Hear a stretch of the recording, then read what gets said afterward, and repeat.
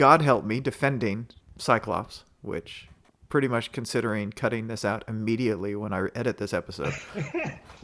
I have all the control. Power. Hav and Charles. Hav and Charles Talk Comics. Hi there, welcome to Hav and Charles Talk Comics, episode 4. I'm sitting here with my good friend Javier Gonzalez, and we are discussing today a Hawkeye run from 2000 and, oh my gosh, I've already done it. I didn't look that up. From 2000 and something. 2012. Hawkeye run from 2012, and a arc of the X-Men called Mutant Massacre from 1987, I believe. Am I right on that, Hav? Yeah, I think it was 86 to 87. 86 to 87. Maybe. Okay. Right in there. I've really realized I know what the dates are when I look up to put it in the liner notes on the episode. It's amazing how much I learn when I actually research stuff. So this is the second time in a row, if we're going to go chronologically like we have been. Mm-hmm. Well, let me say, first of all, it's probably obvious to anybody listening, I'm suggesting the older stuff so far. You're suggesting the newer stuff. Mutant Massacre was something I suggested. I read it back when it came out. I didn't read everything, but I read a lot of it when it came out, especially the X-Men related books. You didn't read Power Pack? And I think I picked up an issue. I don't think I picked up that issue of Power Pack back then. Boy, you were not missing out. I did get the Daredevil issue. Oh, really? Weakest link in that. It was weirdly different. Well, we got a lot to get into. We'll get to that. So I have opinions. It was more nostalgic for me to suggest it. I had not read one page of it since back then, I think. And there's a lot going on. I'd forgotten how soap opera-y X Factor, New Mutants could be and really were when Chris Claremont was on there.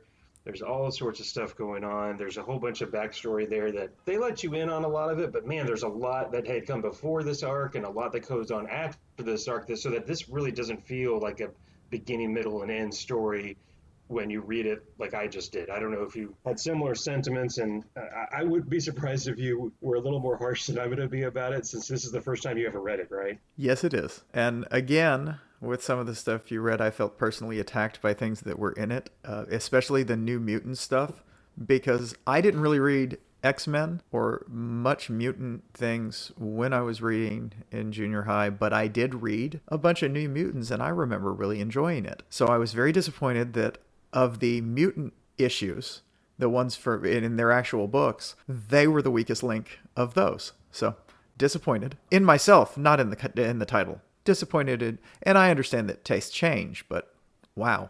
Well, I would hope your comic book palette has developed a little bit since we were in middle school in the mid '80s. I will admit I am slightly. If you're like, I am slightly more mature, but just slightly.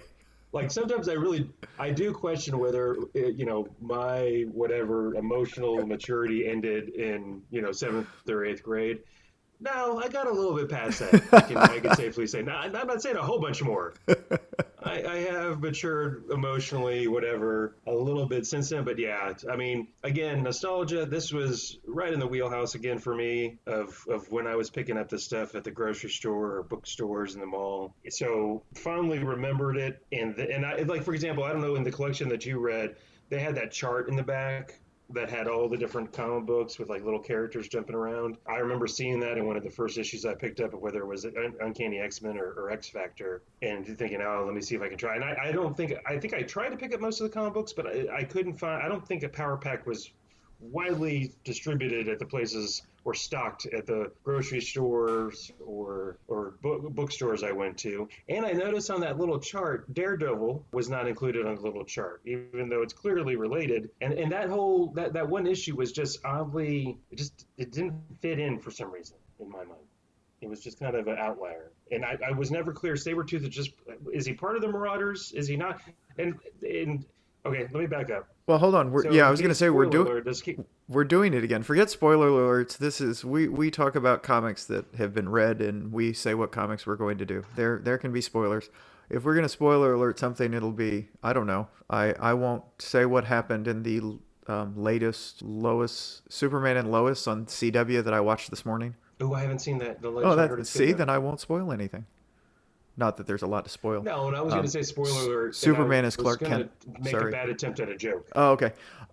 No, I was going to say we're back to what we did in the first episode of not discussing what we're going to discuss. We're just starting to discuss it. Why don't you tell us a little bit about what the Mutant Massacre is? What is this arc? So guess what? Some mutants get massacred, and How concise? It's runs through. I know, right? Just cut to the chase.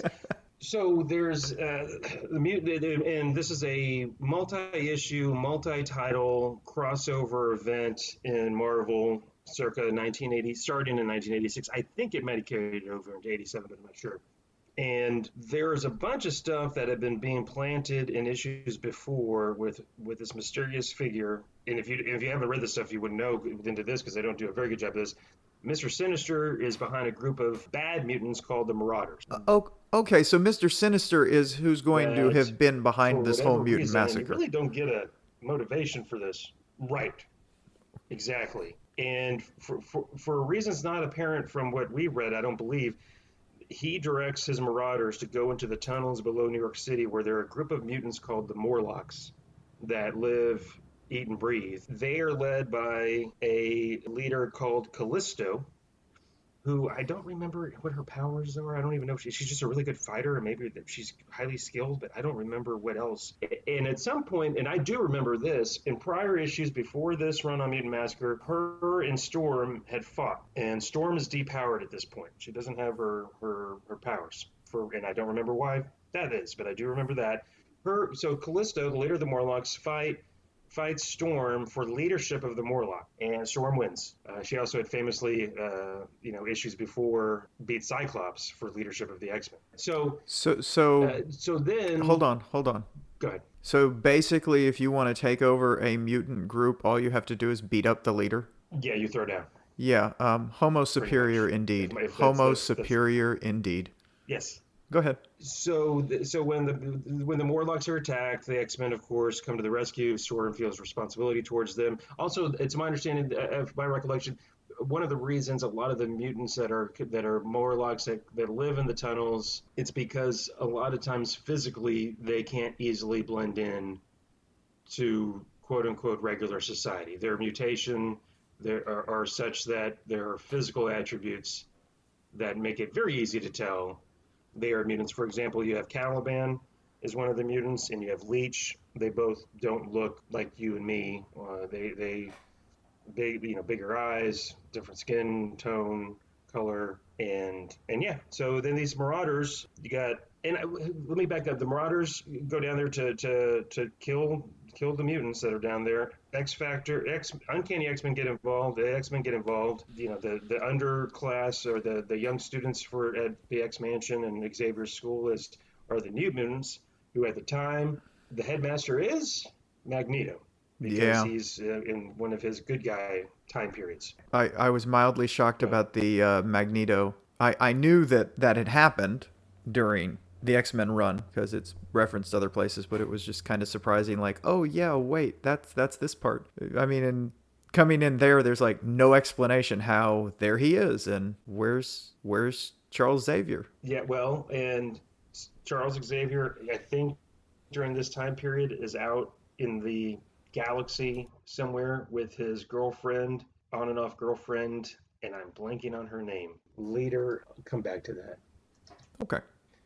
And so speaking of Charles Xavier and Magneto, so at the same time, you have the formerly known as the Brotherhood of Evil Mutants, which I always kind of laughed at that pretty weird name. I don't know if that was just something in the comic books or they actually call themselves the Brotherhood of Evil Mutants. I would think they would leave out evil and just say, hey, we're a Brotherhood of Mutants. Well, I mean... is led by, this point in time, what? It has to be the Brotherhood of Evil Mutants. You have the Sinister Six, you have the Brotherhood of Evil Mutants. No, I swear I would almost guess that when it came out that way that they did call themselves that, but I think it's kind of been retconned. So they're the Brotherhood of Mutants. Because remember, they were... Well, even now... good. Oh, you were going to say even now? No, I'm sorry. Go ahead, Charles. I'm being bad about that. I've lost my track. You're good. I just think it's been kind of, like I said, retconned to be the Brotherhood of Mutants. The evil is dropped because we're dealing with something that's comics were not subtle when that kind of stuff started. So it's Brotherhood of Evil Mutants, and sure they're going to say that because they are evil. Look at what they're doing. They're evil. We have to explain to people that they're bad. I mean, their actions can't do that. I mean, it's like when Antifa attacked the Congress in January. Sorry, go ahead. Oh, and that was a joke, just in case anybody's out there. I don't believe Charles really thinks that was a false flag. Anyways. No, clearly if it was Antifa, the Republicans would be investigating it. Go ahead. That was the end of politics. Yes. Well, actually, a little more, maybe not directly politics, but speaking of that the name of that group, even Brotherhood of Mutants now, right? Uh-huh. Isn't that a little sexist? Shouldn't it be some non-gender specific, like the Association of Mutants, or brother and sisterhood of mutants? Anyways, you want the elementary school explanation when they say? Hold on, I'll give you the elementary school explanation. Why, when they say man in the Constitution and in the Declaration of Independence, they mean men and women. And now I'm going to white male mansplain this. Well, actually, when the Founding Fathers did use the term man, they not only didn't mean man as in all men, they meant rich white men. Okay, wow. This has gone down a path. Sorry. Yay! So going back, Brotherhood of Evil Mutants is now known as Freedom Force, and they are a sanctioned governmental agency now led by Mystique. You know, obviously Magneto switched sides to the light and is in charge of the Xavier School for gifted mutants or gifted kids, whatever. So you got Mystique, Avalanche, Blob, Destiny, Pyro, and some iteration of Spider-Woman that I didn't remember being a part of that group at all.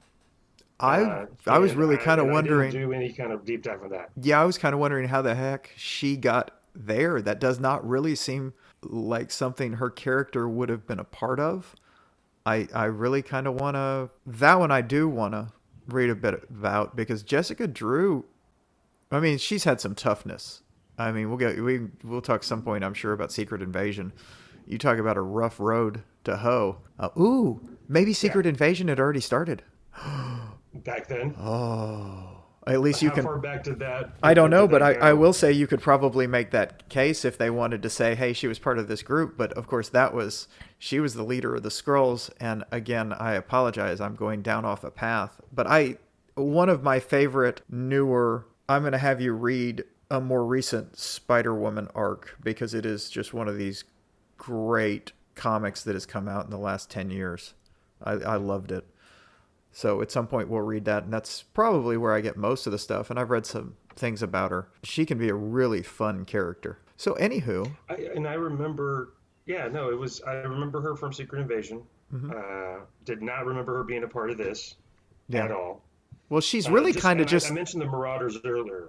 Yeah, but Spider-Woman, the only reason I noticed her is because of the costume. She really doesn't have that much of a role. So it's just like, hey, we need another... She's just kind of like a background character. Like they're like, well, we need somebody else in this to have a group of X number of quote-unquote heroes for this group.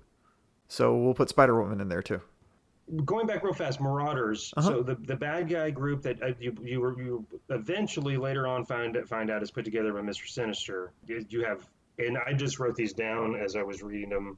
Arc-like, Blockbuster, Harpoon, Malice maybe, Prism, Riptide, Scalp Hunter, Scrambler, Vertigo, and speaking of not learning a bunch about a lot of these folks, I mean, yeah, they're killing people left and right, but there's not a lot of character development there because they're just in there to do bad things and kill people, which they do a lot of. Did you mention Sabretooth? Well, okay, so Sabretooth.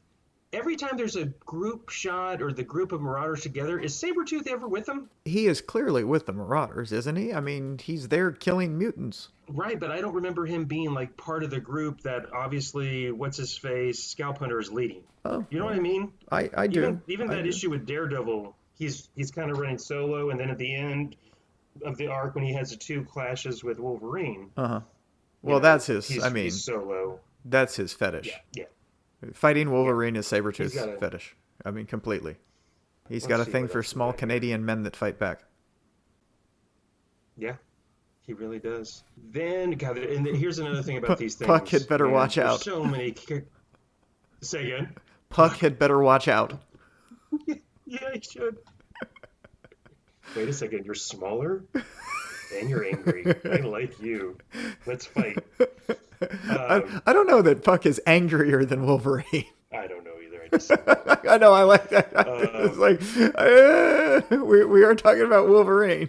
It's an angry little man. No, because that made me think of, gosh darn, we're just going down trails here. The Will Ferrell movie, Elf. When he's talking to Peter Dinklage's character, who's the book writer, he's like, he's an angry little elf. Call me an elf again. And yeah, and he does. Oh my God, that scene was so funny. Okay, so here's the other thing about these crossovers and these big event books, and even just team books in general, like we've talked about.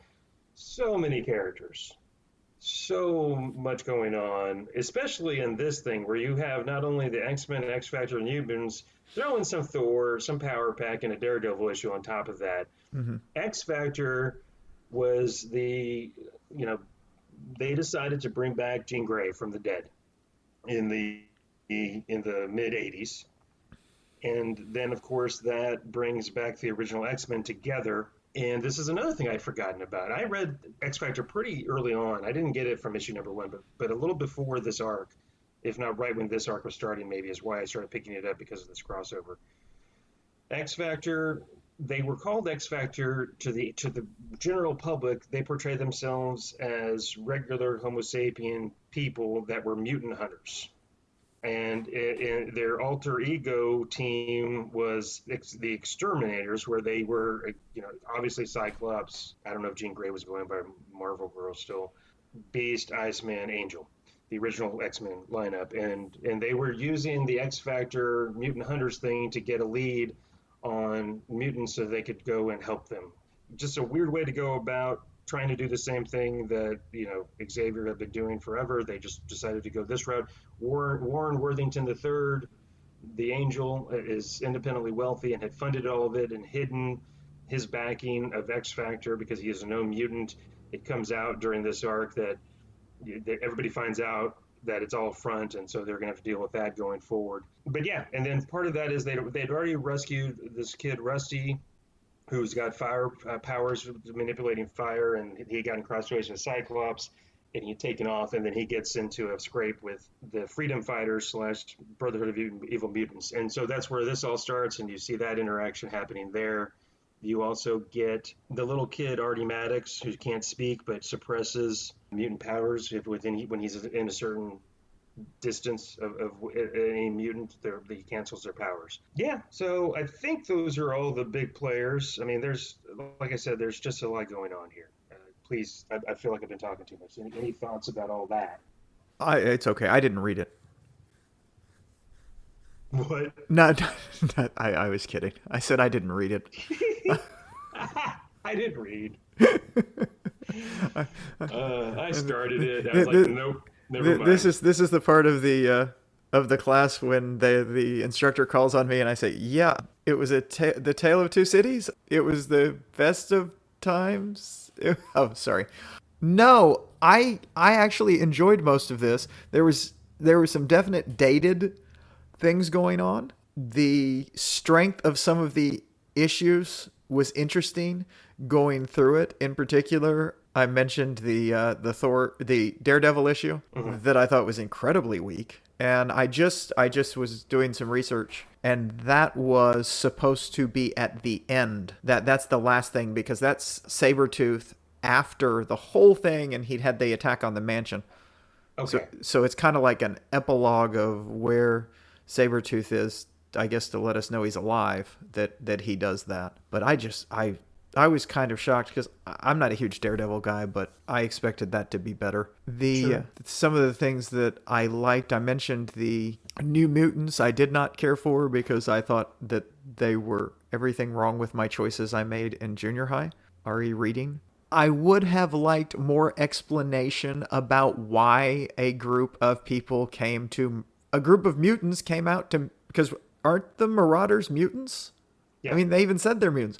Why does this group of mutants want to go into the tunnels under New York City and murder a huge group of mutants that are literally bothering no one. So it seemed to lack this motivation.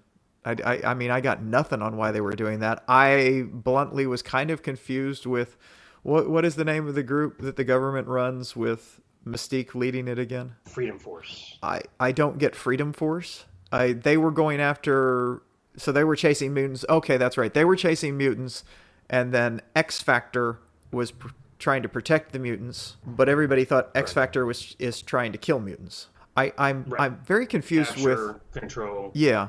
I'm very confused with how people are confused about who Cyclops is when he's in a different outfit.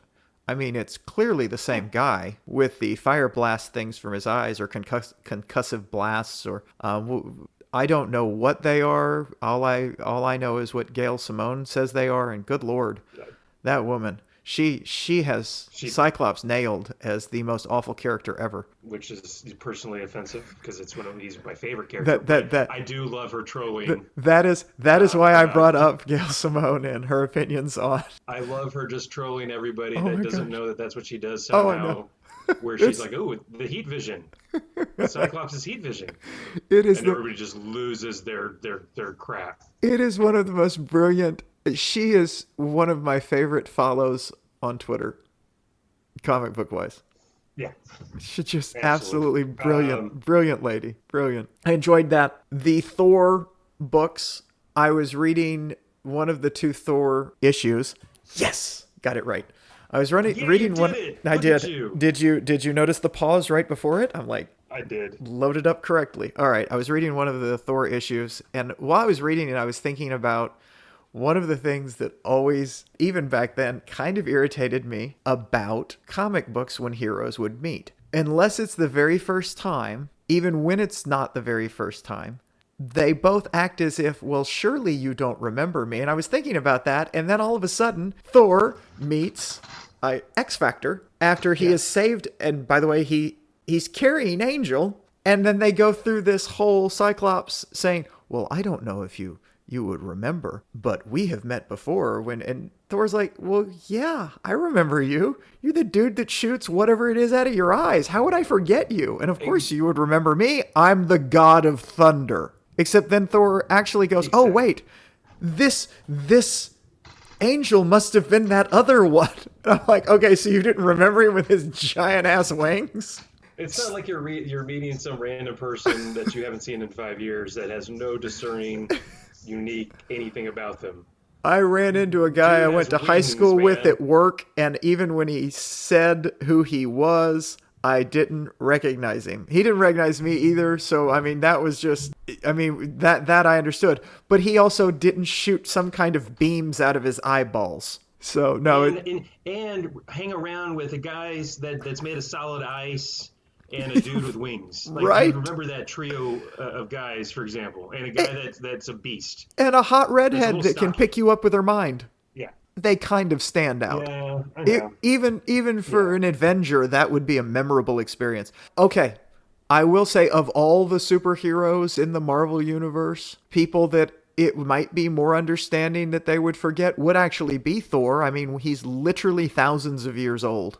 There's a lot of memory going on, and he's probably met some weird arse people in his life. That's true. He is. Yeah, that's a good point. Yeah, but he did remember them because it's polite to remember when you meet a guy that shoots something out of their eyeballs. It was like Ronald Reagan. Yeah, you would think so. It was like Ronald Reagan in our last episode, or at least in the issue of Justice League, forgetting meeting Superman. Yeah. We've met before, Mr. President. Okay. I swear, didn't he say numerous times? I'm never letting that one go. Yes. That was the most shade I've ever seen thrown on Reagan in a comic book. Uh-huh. We've met Mr. President numerous times, or something like that. It was just come on, dude. Going back to the Cyclops and X Factor. So the other thing here is, remember, Jean Grey has just been brought back from the dead. Famously killed back when the Dark Phoenix thing. She was one of those that some people thought was going to be a dead and stay dead forever, kind of like Bucky was forever, always dead. And they bring her back, and thus you got this new reunion of the original lineup of the X-Men. doing their own thing away from Xavier Mansion. Plus, they're adding another X book, which back then I know were selling like hotcakes. I mean, Wolverine was the biggest character at the time, and Uncanny X-Men was flying off the shelves, New Mutants was doing well, and then X Factor comes out. And Cyclops, speaking of why he's sometimes not liked by a lot of people, Cyclops, while Jean Grey, after she died, he starts dating and then eventually marries a lady named Madeline Pryor, who kind of looks a lot like Jean. Redhead, attractive, and then Scotto finds out Jean's back and says to Madeline, "Hey, I gotta go." And she's got a kid. They've had a kid, I think, at that point. And he just kind of bails on her. They were living in Alaska. I think she was a pilot in Alaska. And he bails and goes to hang out with his original flame. He doesn't tell Jean about it for a while. Then Jean finds out he's married. Speaking of soap opera stuff, right? And there's kind of this love triangle between Angel, Cyclops, and Jean, because she's kind of going to Warren for consolation or to complain about Scott. Again, very soap opera-y stuff going on. So there's that thing too. And then, yeah, so I don't know if you picked up on all that or if you had any thoughts on any of that. I mean, that's Chris Claremont at his best, just having these ongoing love interest soap opera things going on. I do think that you have to do things like that to advance a story. In this one, at least there's all this real backstory instead of, hey, let's decide to have unrequited love between Hercules and the Black Knight, or the Black Knight and Hercules, while he's confused about whether he should love the Wasp more than he does Hercules. That seemed more contrived. The backstory of, let's be honest, sometimes you do, when you leave one woman or one woman leaves you for whatever reason, you tend to look for the same thing from someone else. And then if she comes back, sometimes they leave that one. Now, death is a bit extreme. I'm actually, God help me, defending Cyclops, which pretty much considering cutting this out immediately when I edit this episode. I have all the control. Power. No, there's really no defense leaving your wife and child for another woman at all. Adding that kid really does it, but the woman I loved came back from the dead, that seems to be an extreme circumstance. Might throw somebody for a loop. It really, really might. Even in the Marvel universe. I mean, the only knock I can... The real big knock I can give on Cyclops at this point is, why the fuck didn't you just wait? You knew she was going to come back to life. You've lived in that universe your entire life. Just chill. Right. I mean, she'll either come back to life, there'll be an alternate Jean Grey from another universe, or is that what happened here? Is she back from... See, I just knew she was back, and they were like, oh, well, she's back. Is she from another universe? Is she... No, there's an issue of Fantastic Four where she's brought back that precipitated the launch of X Factor, where they retconned the you-know-what out of her, quote-unquote, dying when she was Dark Phoenix. Phoenix, Dark Phoenix, Phoenix Force. That somehow, and I want to say it was even, it's been a while since I read that. Not only she was placed in some kind of protective cocoon for, I don't know why, and as she was at the bottom of an ocean, but completely safe. And then I forget how she's revived or comes back, or Fantastic Four finds her. Almost to the point, I think, Charles, where you find out she was never Phoenix. Jean Grey was never Phoenix. Phoenix just took over her physical attributes and created its own. I swear that's something I need to go back and read about. I can Google it, I'm sure. Jean Grey, is just kind of replaced by this Phoenix Force thing that assumes her physical likeness, but otherwise it's actually not Jean Grey the whole time. I think that's what it is, or at the very least, when Phoenix dies, she's put in this little cocoon and then she's revived. So no alternate universe Jean Grey, which I know they've done here recently. I've read, but yeah. So there's that. Well, that's fair. So things I really liked about this is Artie throughout it. Is that the little mutant that they can suppress? No, that's Leech. Leech suppresses. Oh, Leech. Okay, what is... I'm sorry, Leech suppresses. Artie Maddox is the one that can project. He can project. Yes, and he goes throughout that whole thing, and I like that as a storytelling device. Plus, he was really sweet, and going through it, I really liked what was going on and him having to communicate the way he does. And he can also kind of see the future, right? I got that from him. He gets impressions of what could happen. I don't even know if it's what could happen in the future, but he can see stuff. I think maybe that's not happening right in his immediate vicinity. Okay, I kind of Maybe a thought he little in could. the I future. thought it was a little bit of precognition, just like Maybe you might be right. images of what I mean. If you go down this, if you turn here, this is going to happen. If you turn here, this is going to. And I liked that as a character thing, and how hard he and Leech and Caliban, but mainly the two of them, because Caliban loses consciousness pretty quick. How hard Artie and Leech are attempting to save people, and they tugged on the heartstrings there a little bit, because they killed a lot of people in this thing. Okay, so yeah, I mean, lots of Morlocks are just mowed down right off the start, and then some X-Men they don't die, but they get pretty hurt. Shadowcat is hurt, where she can't solidify and can't talk when she's in this ghost-like state. Nightcrawler was coming off something else where he was already having trouble teleporting, his mutant power, of course, and then he overdoes it and is zapped of all strength, and then Colossus is stuck in metallic form and kind of I think paralyzed. Well, after running with, I forget which character, which Marauder. He wasn't paralyzed. He was injured grievously, and if he had turned back, he would have died pretty instantly. But they took him, and I think he lost consciousness, and then Magneto, being the master of magnetism, attempted to heal him, and he saved his life, but the result of that is at the moment he's paralyzed. Okay, I couldn't remember that part. Yeah. And then, so Wolverine is coming off some injuries. And I do remember this part. One of my favorite X characters is Rachel Summers.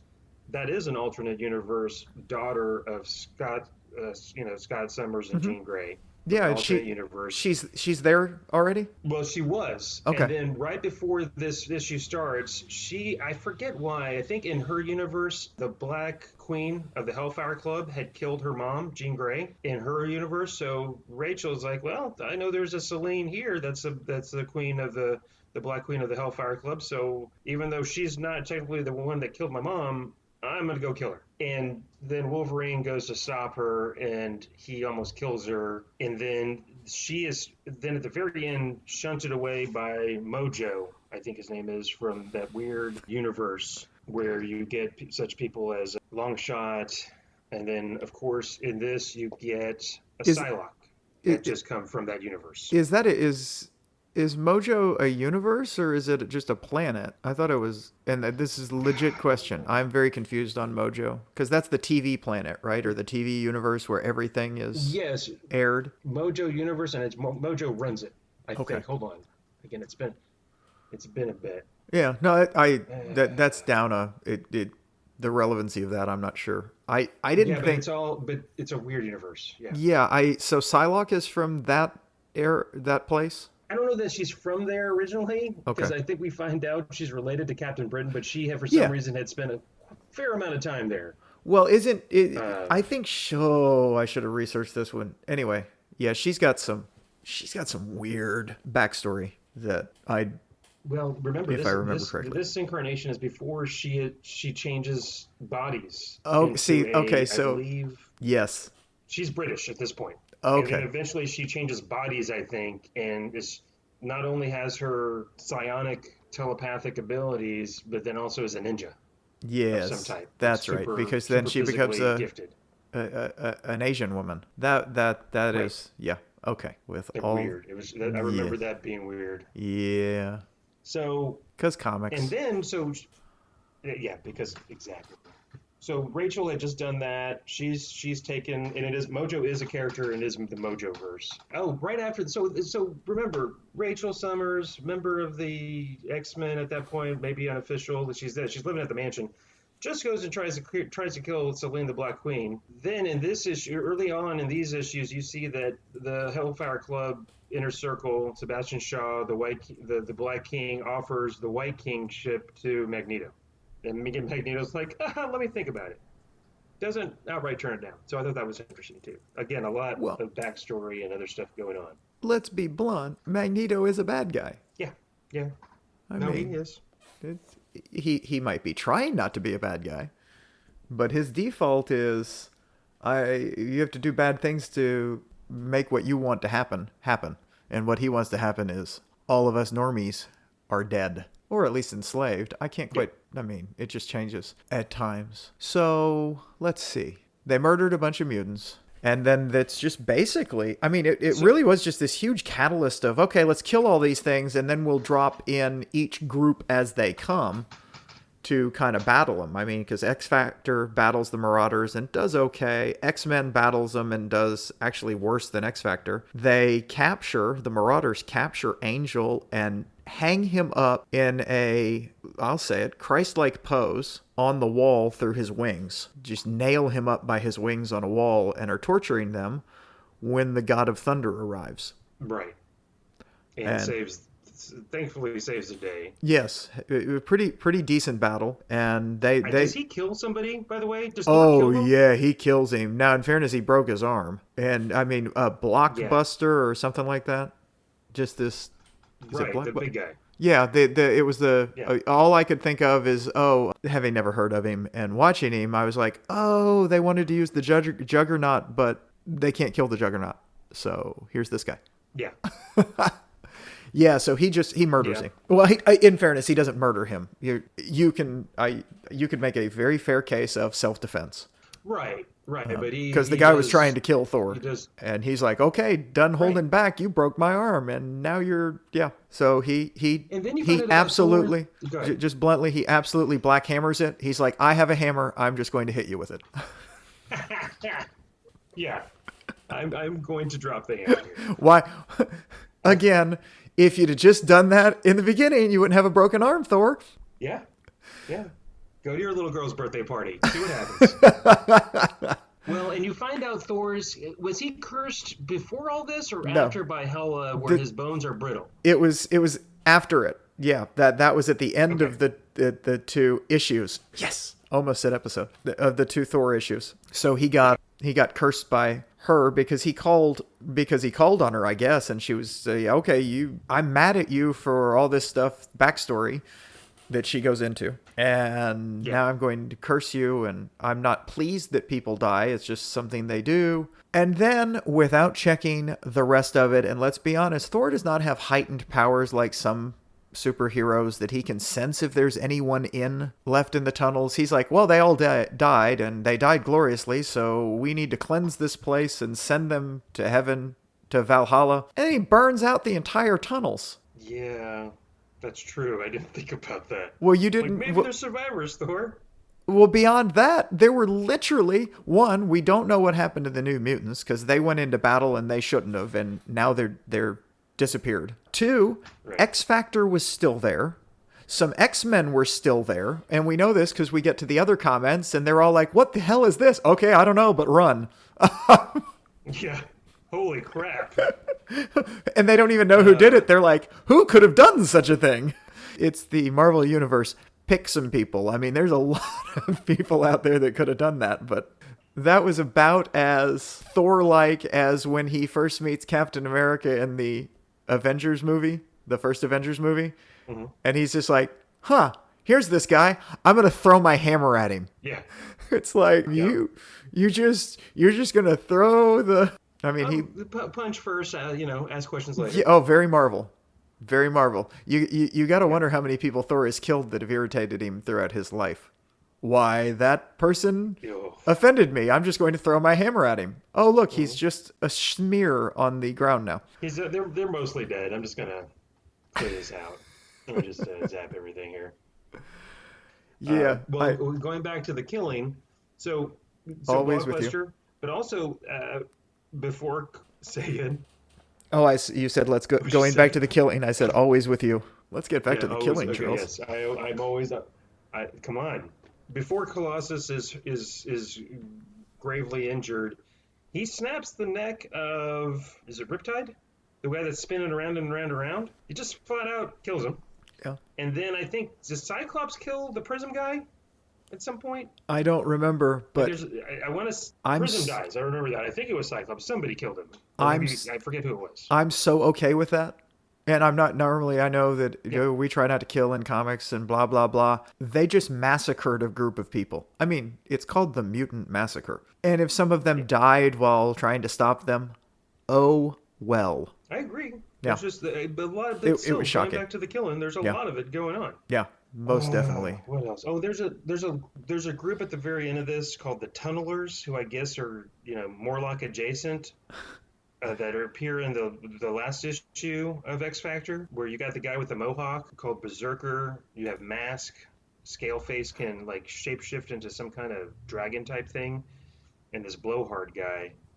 Uh, they get into it with X Factor, and I think two or three of them die at the end. Like Berserker dies and Scaleface maybe, and kind of just a weird ancillary part of the story, but doesn't end well for them. Yeah, that was a weird.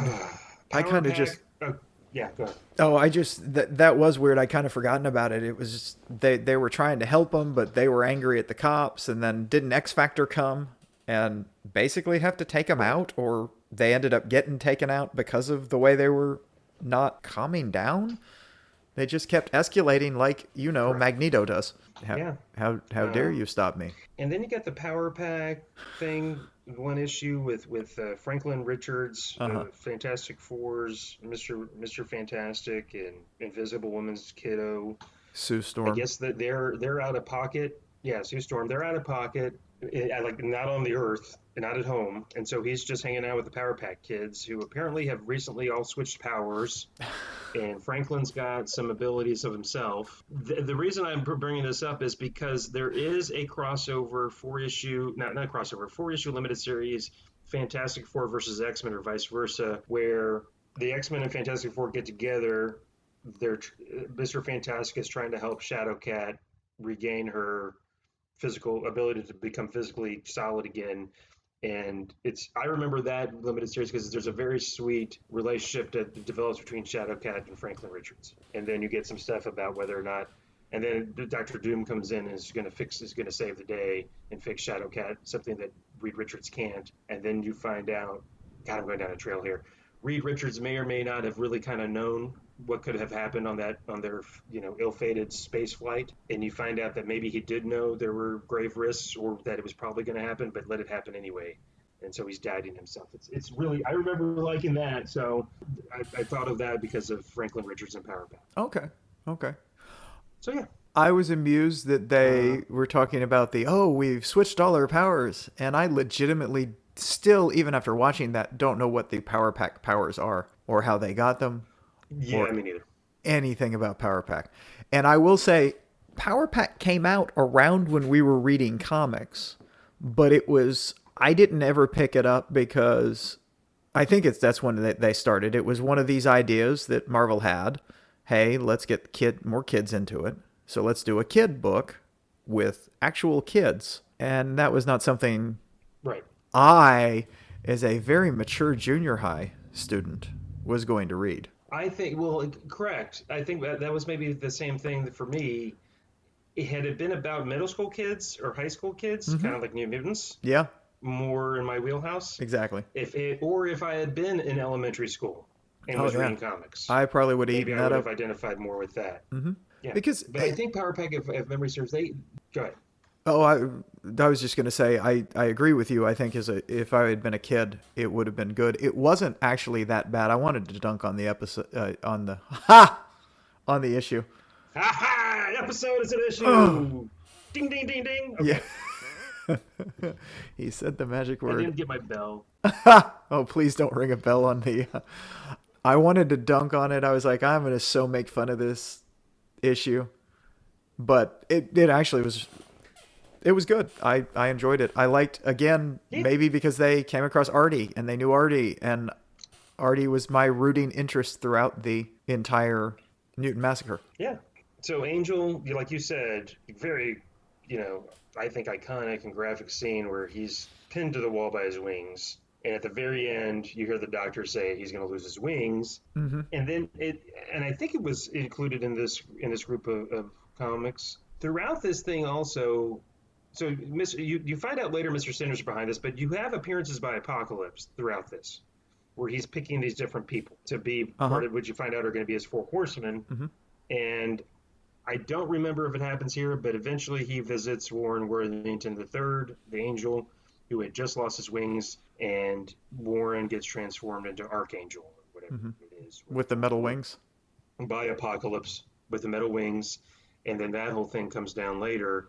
And but the other thing I was going to add, I don't remember this, and this is for I didn't do enough research, which means look going on Wikipedia or Googling it. I want to say also you find out Mr. Sinister is second fiddle to Apocalypse, and part of the reason why they're doing what they're doing is the whole apocalypse, survival of the fittest, thin the herd kind of thing. I think, and I may be completely making that up, Charles, but I want to say you find out that there's some kind of relationship between Mr. Sinister and Apocalypse, and Mr. Sinister's actually kind of, or maybe not second, I forget, but there's Okay. something. I thought there was something there, if memory serves. So, That would give some reasoning behind it, which which would be good instead of, hey, just go kill all yeah, these defenseless mutants in the tunnels of New York. that are minding their own business, Yeah. staying out of everybody's business and out of everybody's hair. Yeah.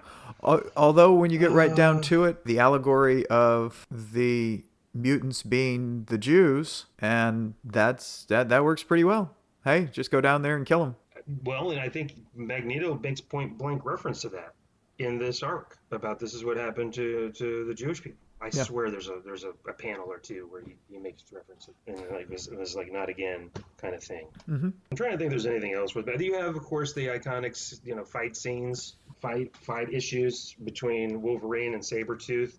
In one of them done by we haven't said word one about the creators really. I've mentioned Chris Claremont is a writer in this. Louise Simonson was writing X Factor at the time. Her husband, Walter Simonson, did some of the art in X Factor there. And then Anne Nesenti, is that how you say her name? I believe was writing Power Pack? Or no, maybe Louise Simonson was also writing Power Pack, and Anne Nesenti was writing Daredevil. I forget. Walt Simonson was writing and drawing Thor at the time, I Yeah, he believe. wrote. Yeah, he wrote the Thor installments. And then I was going to mention that all the art I enjoyed. It doesn't make it or break it for me, but that one issue with Alan Davis doing the pencils in the fight scene, I always liked Alan Davis. And of course, you got John Romita Jr., Walt Simonson, we already mentioned, Jackson Guise, Sal Buscema, John Bogdanov, how do you say that name? Bogdanov, Rick Leonardi. Yeah, Barry Windsor Smith does an issue, I believe, too, of X-Men. So just a lot of creators contributing to this bad boy. It was really good until that Daredevil issue. It was just a weird issue. It It was just a really weird it really add-on. is. And I didn't get that. Maybe it was to make clear that he didn't die. I don't know. made clear that who didn't die. Sabretooth? Yeah. Oh, 'Cause- I think that was kind of the point of it is, okay, now here he is in this episode, but in the arc I read that before Marvel Unlimited was leading me through, and I read that one before he was it was very confusing because he was back in the tunnels before he went and attacked the mansion. But no, it was mostly the Daredevil stuff that I was looking at going, what the heck? I mean, the whole beginning of that Daredevil issue where everything he does, he's faster than the fastest Olympic athlete. Breaks another record when he jumps, he leaps up beyond a new world record for the high jump. And I'm like, It was just weird. yeah. The collection I read, they had that Daredevil issue before he goes to the X Mansion. Well, that The yeah. last- So that yeah. that seems to be where some of them think it should be, but it clearly doesn't fall there. It doesn't make sense. Yeah, because everybody's gone from the thing, and Sabretooth is following Wolverine to the mansion and wants to fight him there, and then Psylocke senses that he's gotten to the mansion.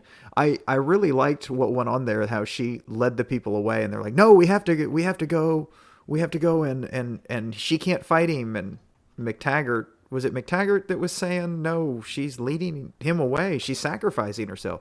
You have to let her do Yeah. that. And Yeah. then she flips the script on that whole sacrifice thing because Wolverine and Sabretooth are just going at it like lovers do. And don't judge my relationships. And all of a sudden, Psylocke, who has not been able to delve into Sabretooth's mind, realizes that with him absolutely focused on beating the ever-loving bejesus out of Wolverine, that she can get in there and find out what's going on and who's in charge of who's behind the That's whole right. the whole thing. And they're all like, no, Wolverine, you can't let him do that, and that'll be bad. And he could, and I'm sitting there, I will say, I'm sitting there going, he has a healing factor. Yeah. He and Sabretooth have epic battles, and one, he can beat Sabretooth if he finally just decides to do it. Well, let me rephrase that. He can beat Sabretooth if the writer decides to let him do it. So they're... But his healing factor had been yeah, he's having trouble with whatever, damaged or... No, that's true. Yeah. But you have to know your character. Psylocke knows he'll absolutely take a beating for them to find that stuff out. And no matter... I do like that all is forgiven immediately when she gets it, and I'm sure she tells him in his head, and he looks at Sabretooth and goes, ha ha, sucker. She's been mining your brain this whole time. Yeah. I was like, see, he's all for that. Yeah. I'll keep him busy. Yeah. I'll keep him busy, and you go ahead and, well, more mind rape, actually. Yeah. That's not, no, she was just delving. Yeah, she's just delving through his mind a little bit. She didn't do anything to him while she was in there. Yeah, she didn't make him an idiot. Or nature did that. He was Mary Poppins. Mm-hmm. I'm Mary Poppins, y'all. I'm Mary Poppins, y'all.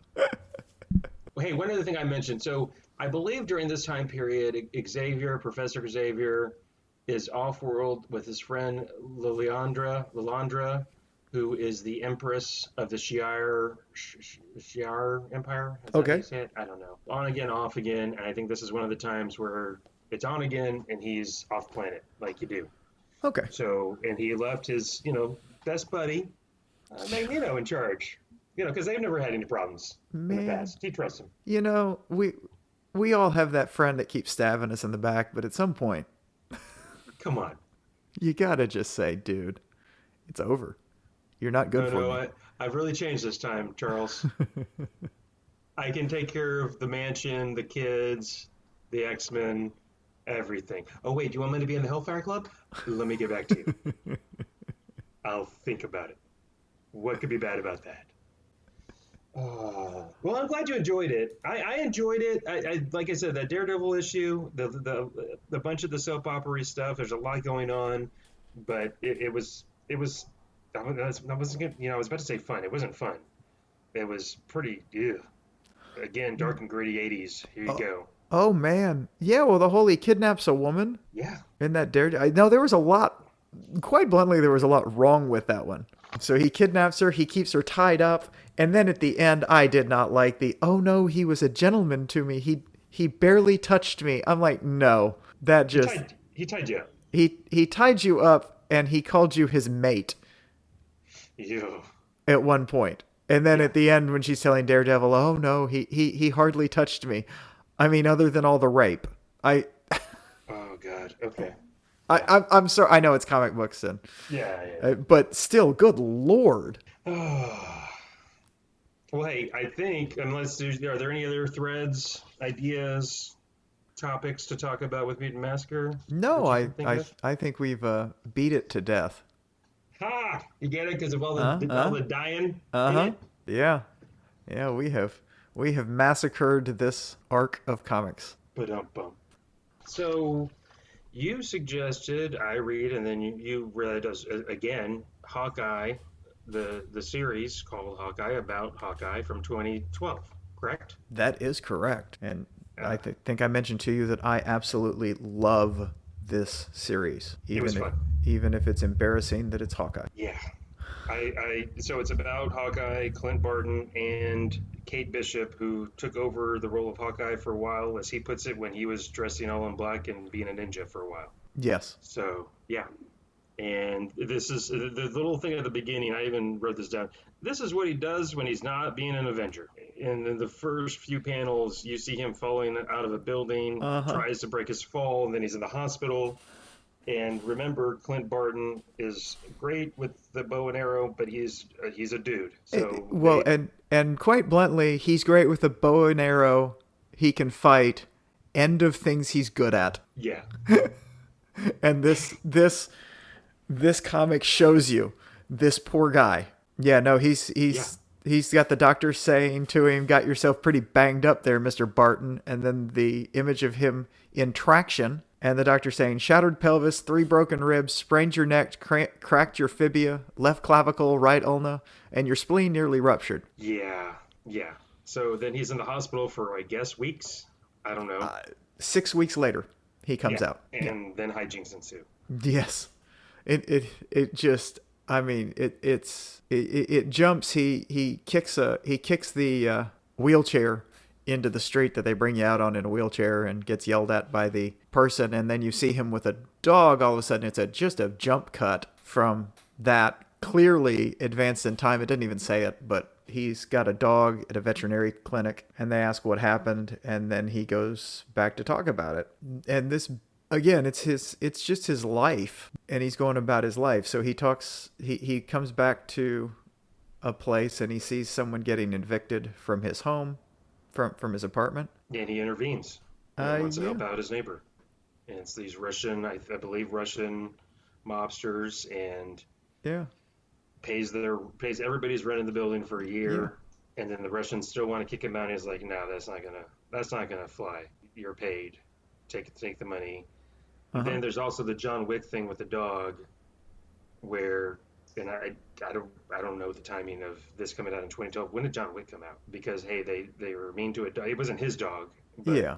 Well, he's like, who does that to a dog? I don't really think that's not so much that. I think that's got more to do with just a trope of people look out for dogs. I don't think he didn't go off and kill people because they were mean to the dog. He just hurt them for being mean to the dog. So yeah, it becomes this epic fight when he goes to pay too, because that's what starts it out. There's this big fight in an underground casino, which is, he jokes, I can't believe I dressed up for this, because he's going to an underground casino, so he wore a coat and tie, and man, they're just thugs, including the Russians, who are all in tracksuits. Of course. And the bro, because that's all they say. Come on, bro. Yeah. Well, bro, he won't take the rent, and then the fighting ensues. And we haven't even gotten to them hurting the dog. He feeds the dog on the way in. That's where the dog kind of comes up. But then he's waiting for them to help the dog in, and he's asleep when the guys come into the veterinary clinic. That's right. Didn't they? No. Hold on. Yes. No, they do. He's in the vet, and they find him there. Yeah. Yeah, but then they go back, because it's kind of confusing, because they go back. I'm flipping through the pages right now. Just go that, and then you see him run out, and they're going to shoot him. And they do. They wing him a little bit, but then the dog, who he fed on the way in, that they're mean to, attacks them, and then they hurt the dog. And then he beats the ever-living snot out of them, and then the dog gets hit by a car after saving him. Yeah. They throw the dog in the street. Yeah, they kick the dog into the street, and the dog gets hit by a car, so he takes the dog in. So then they come to get him at the veterinary clinic, and they're going to take him out, and then...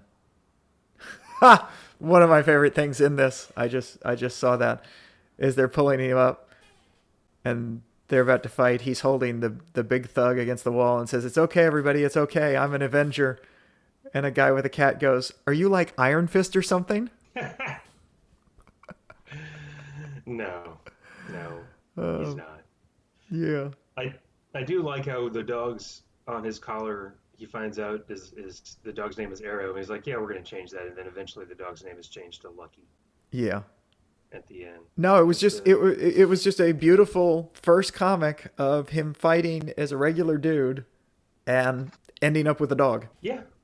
Yeah, and I don't know that you suggested these back to back on purpose, but I thought weirdly similar to Stumptown, where you got just a guy that's not good at a bunch of stuff, kind of like she wasn't very good at life.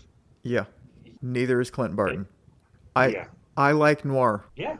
I do, and I think comics are a very good place for it. I will say, now that you mention it, the art's not even that much different. The way, I mean, it is, the art is different, but there's a similarity kind of in the way it's done on some of these. Especially in the coloring. I think, and the tone, it's just like the actual tones used. Yeah, it's got some of the same type feel to it. I'll say that. There's a little more crispness to the Hawkeye comics, but that's just Marvel. So yeah, I mean, everything in this just makes me happy. And then you start getting people coming in because you meet the real Hawkeye. Ha. Kate Bishop. Kate Bishop, and she's great. I love the headline in the second comic from the Daily Bugle. Everything awful. Oh God, somebody do something. Well, and yes, that was fun. And we find, their back and forth, their chemistry is awesome between Kate Bishop and Clint. You find out, he's more feels like he's a mentor, and of course would never ever think of anything romantic. Uh huh. And she lets on like she's on the same page, and then you find out no, she's got a crush on Clint. Yeah, but Uh, based on that age difference, that's just kind of almost a schoolgirl crush, and he is actually doing the right thing. It has one of my yes. absolute favorite things in that when she's explaining that.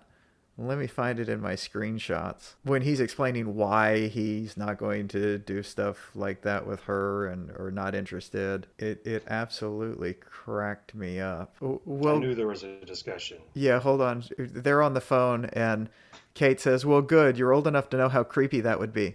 Does this mean you want to sleep with Spider-Man?" Because he made some kind of comment about I always all this stuff, and he's like, "No, because that screws it up. It always screws it up. I always screw it up, and I just love that. Does that mean you want to sleep with Spider-Man?" Yeah, This yeah. And comic, well, and early on too. Go ahead, sorry. no, early on. No, there was going to be a tangent because when they're also talking in person, there's one part, maybe in the second issue, where they're doing all the trick arrows, which I thought was fun and funny that they Yes, end up having to use later on.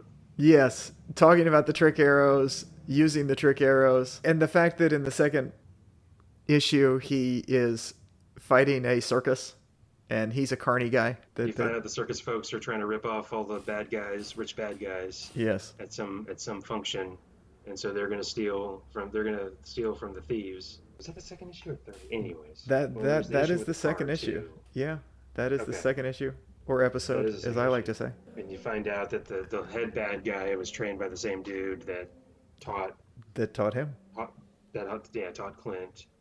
And Kate Bishop, I don't know a bunch about her. She was in the Young Avengers, Hmm. correct? She was. And she's independently wealthy on top of it. Her dad is wealthy and evil. Okay, okay, Wealthy and evil.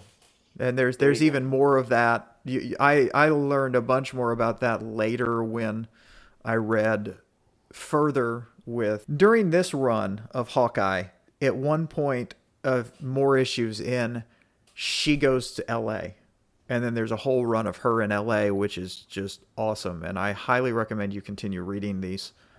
Okay. If you enjoyed this, you're gonna like that. I mean, they do a whole arc with basically Elliot Gould's when he played, oh, what's the name of the detective from Los Angeles? That's gonna bug me. Anyway, irrelevant. Brain not working on that.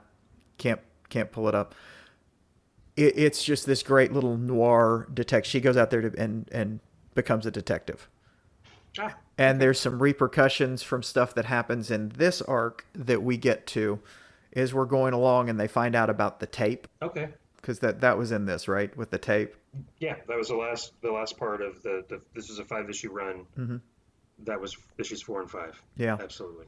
Well, I think okay, that was 4 and 5 because issue 3 is with all the trick arrows and her drive and Kate Bishop driving the car that he tried to buy from the woman he started to sleep with that was stolen from her husband, who turns out to be the Russian gangster.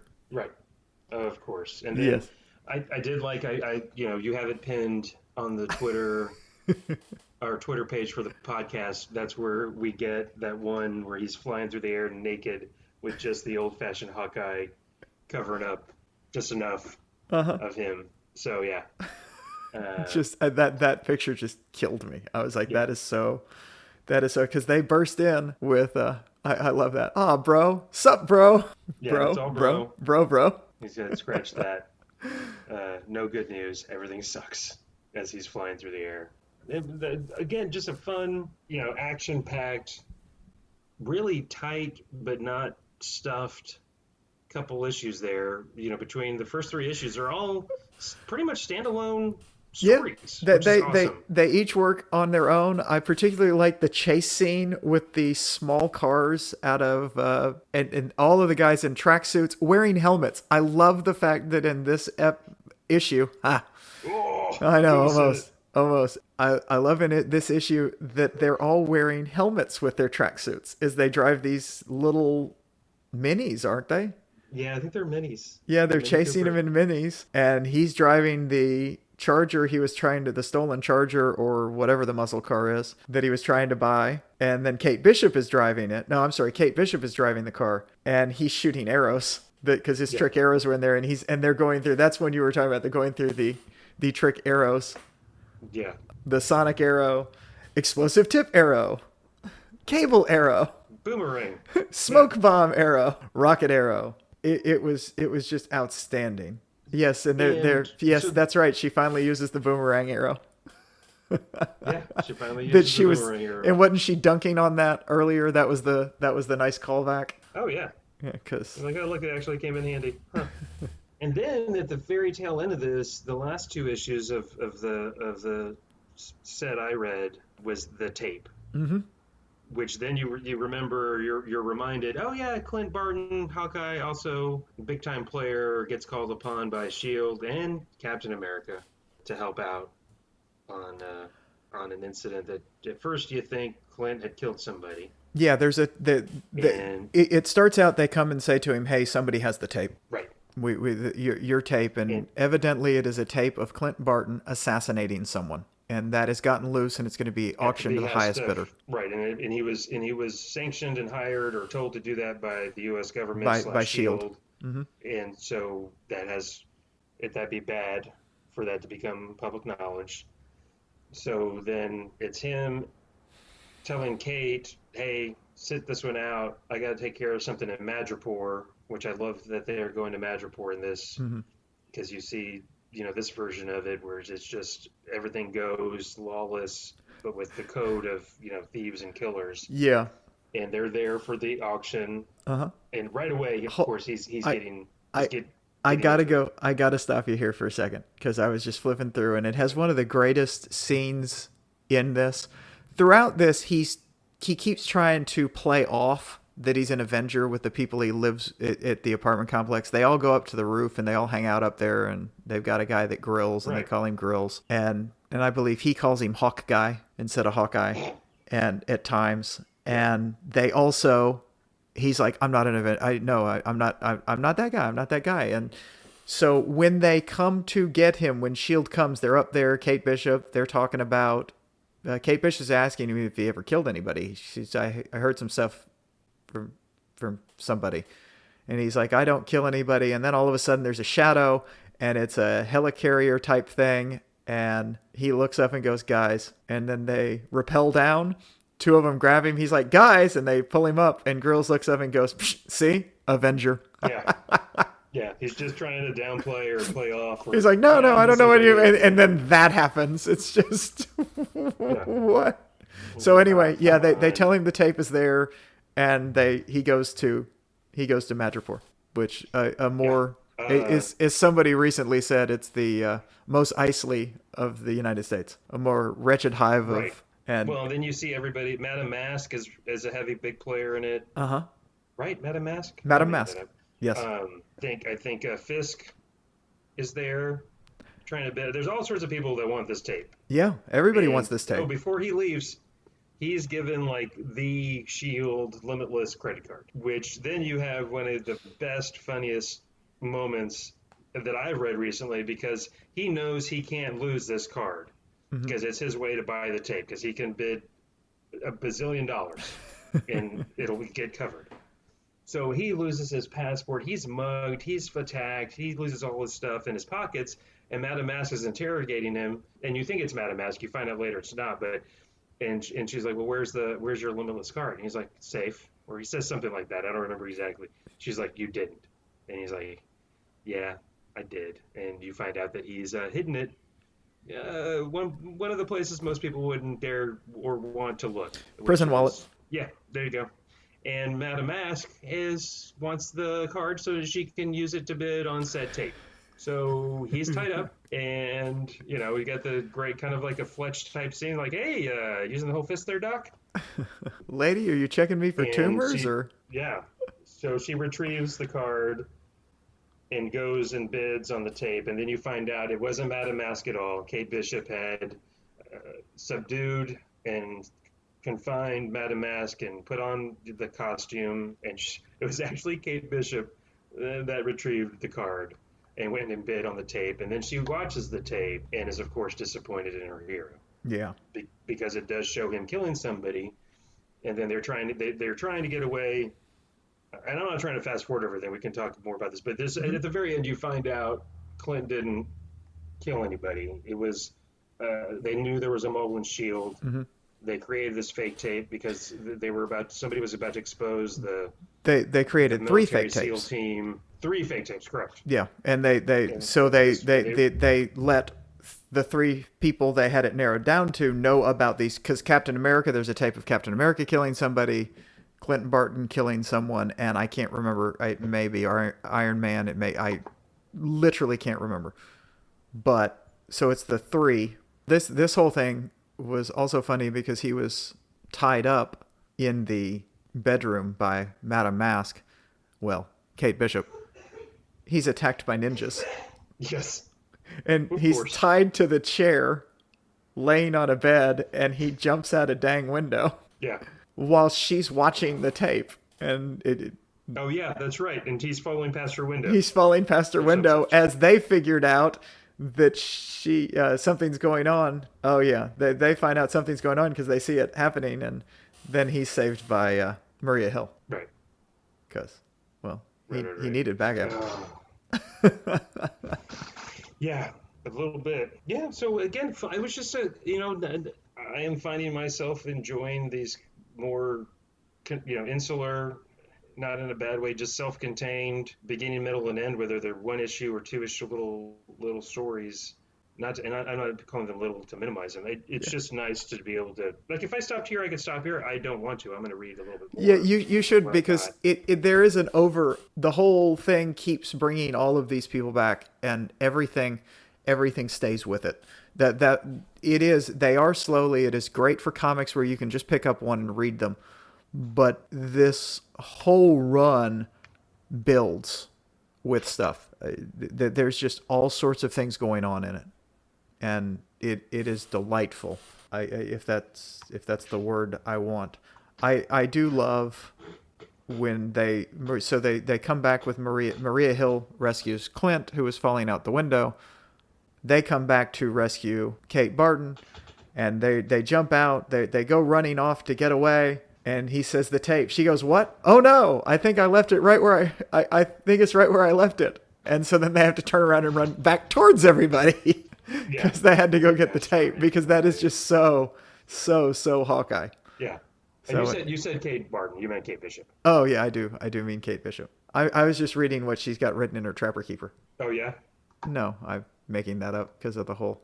Anyway. Oh, you mean like with little hearts and everything? Yeah, Yeah, there you go. Yeah. Sorry. Yeah, from back when we were teenage girls. Yeah, and then he's, of course, at the end of this issue, he's back in Traction. Yeah. Which kind of makes sense. I mean, five issues later, here he is in Traction with after being shot in the chest, which fortunately he was wearing a vest. Like, you have to assume anytime somebody shoots something you're watching, someone you're that's a hero of a story in the chest, you have to assume that they're wearing a vest. Oh, that is another unintended callback to Stumptown. He was wearing a vest. Although you don't really show him getting shot in the chest. You see Madame Mask shooting through the elevator that they're jumping on. Right. But at point blank range too, by the way. Yeah. Like pretty close proximity, so it's going to leave a mark. Oh yeah. But you don't necessarily see him get shot in the chest. Or do you? Anyway, just everything about this goes into a lot of the things that I like about comics, which is when they do the interpersonal stuff well and see the nitty-gritty life. It's why I like solo books more than I like team books. And I'm picking up what you're putting down in that regard. Yeah. Now, having really enjoyed Stumptown and now this, Hawkeye. Again, I don't know. I don't think it was purposely done, but a lot of similarities are not. They're not carbon copies of each other by any No. stretch of the imagination. Well, they're completely But different in every there's way, just but the yeah. flawed. You got the flawed lead that's heart of gold, but not doesn't have everything put together very well otherwise in their Heart of personal lives, gold, maybe. heart of gold, brain of oatmeal. I mean, in fairness, Yes. it's all the concussions and having a fifth grade education. Yeah. He. Let's remember he's a carny. Well, yeah, I know, and you do get to see more of his backstory if you read on because they'll do delving into his backstory some. Yeah. No, that's cool.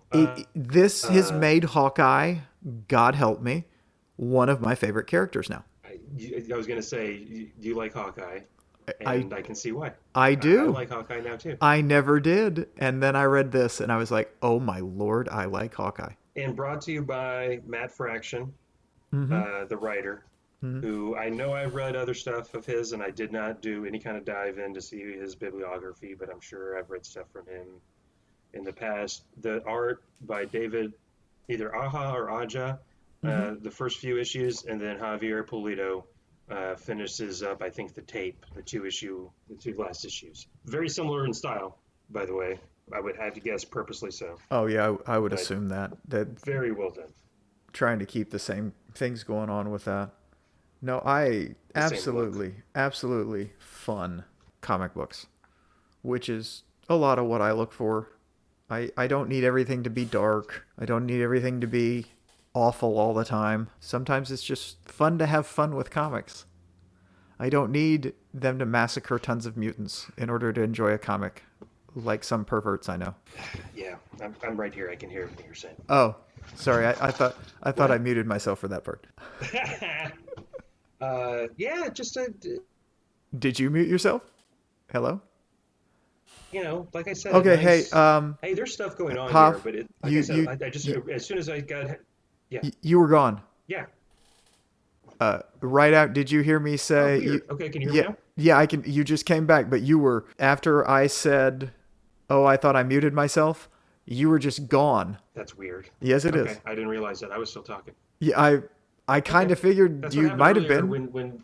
Yeah. I've had some internet problems Okay. today, so Well, I didn't say. I was just saying. I see also why you like this kind of crime noir. Focus primarily on one character, but of course there's the supporting or ancillary or characters you get to know more as you progress through the book instead of just saying, "Hey, here's 7 characters. You should know everything about them. Let's go." yeah, I like delving into the life of someone. I like the fact that as you read this, you'll see growth in the characters, which is nice. That is seems to be not allowed in a team book in a lot of ways. They don't grow the characters. They grow their characters in their solo books. They don't grow the characters in the team books. Unless that kind of goes out the window in, say, the Fantastic Four, which was built as a team, that team is the book, or the original X-Men. Pretty much all the X-Men, they grow them as they go because they aren't in solo books except sometimes later. And that's the thing with Yeah, Hawkeye. I agree. He's almost always been in a team book, so he's never really had a chance to grow. Yeah, so there's a lot of territory to cover Yeah. and stuff to go into and develop, and so it's kind of wide open to the writer creator or creators that want to flesh him out as a character, Yeah. which they did great. So yeah, Very, very enjoyable. Should have made you read more of it.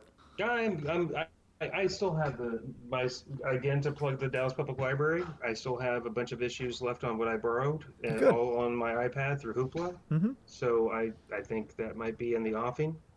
Excellent. Now, I don't know if this is a good point to talk about what we're doing next time. I think it's an absolutely wonderful place to talk about what we're doing next time. So you have suggested I read is it 6 or 12 issues? 12 issues of the I think Flintstones? I think Deuce do both volumes because they're on Hoopla. Let's just do it all. Do it. Yeah. Do it all. Yeah. Do it. The Flintstones Um, by Mark Russell. and not right, by Mark Russell here, done very recently, fairly recently. Yeah. Again, maybe I should have looked that up. But That's fine. for sure within the last 10 years, if not Oh, last 5 absolutely. years. Oh, absolutely. Yes. And then and I heard nothing but rave reviews about it. I haven't I talked did that much hear about about it. the reviews. I never read it, so Okay. not just from you. I talked to other Oh, okay. people, believe it or Oh, not. what? No, you know what? I don't talk to too many other people about comic books. I do Okay. read about comic books, That's okay. I and a lot of guess, other people on Twitter or in articles were raving about it. yeah, no, that definitely do that. That is what we're going to do for you. And you are having me read We3. Is that how you say that? WE3? You know what? I kind of went back on that. Did you already start reading it? Well, what? No. What else? What would you want me to read instead? I was thinking for a lot of reasons. First, I've never read this, The Eternals, the Okay. original Jack Kirby story.